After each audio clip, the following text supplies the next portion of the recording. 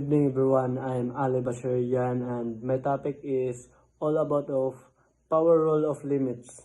This is a rule of limits. This is called limit. This is called limit, and this called is x approaches to a. Yung x padalong sa a daw, and function, this is called is function x, the function of x, and to the power of n, and for one is limit x approaches to a function of x to the power of n, and the answer is limit value raised to the power of n. For example, lim to as approaches to 3 close and open parenthesis x plus 2 to the power of 4.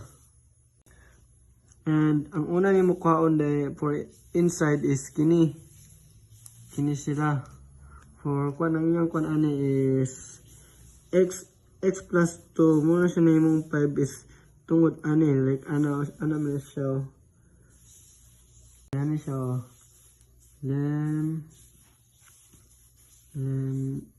x to 3